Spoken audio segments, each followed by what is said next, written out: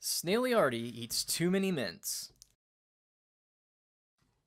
Snailiarty is a snail who lives at the base of an oak tree. Snailiarty loves mints. One day, Snailiarty decided to visit his best friend, Snailarina, and watch her dance ballet.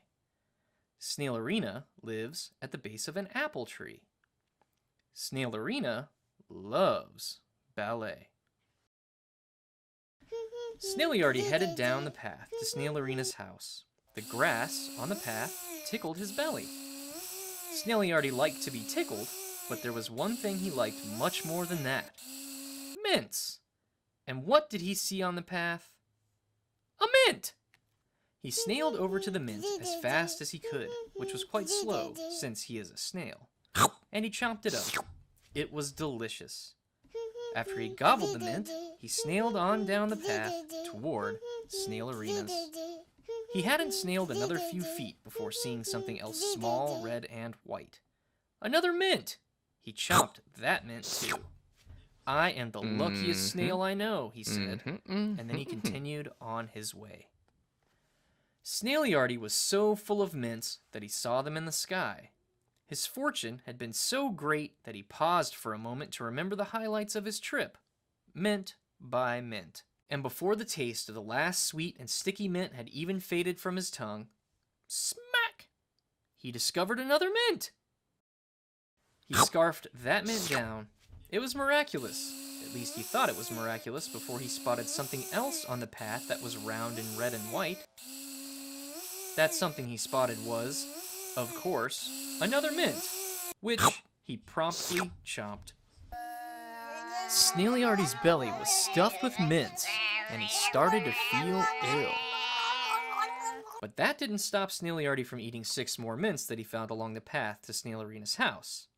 He couldn't let all those mints go to waste. Could he? Just when Snailiarty decided he could not eat another mint, he saw Snailarina's house. Snailiarty had arrived, but he sure felt terrible. He had eaten too many mints. Snailiarty had never learned that too much of something that you love could be bad. Snailarina's door opened, and she snailed over to Snailiarty. He was green, and she was worried about him. "Snailiarty, you don't look well," she said. "What happened?" "Bjarp."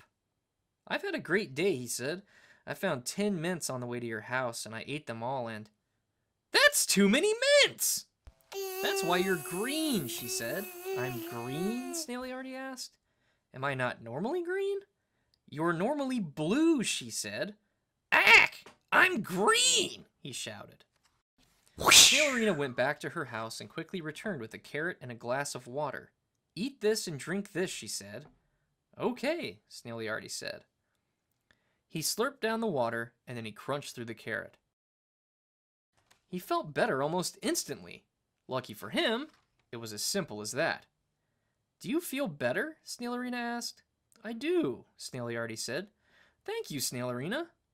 "Do you feel well enough to watch my recital?" "I can't wait," he said. Snailarina leaped and twirled across the stage, and Snailiarty watched in awe. "You danced beautifully, Snailarina." "Thank you," she said. "And thank you for helping me. I didn't know eating too many mints would make me ill." "If we knew everything," she said, "we could never learn anything new from our friends. And what a boring world that would be."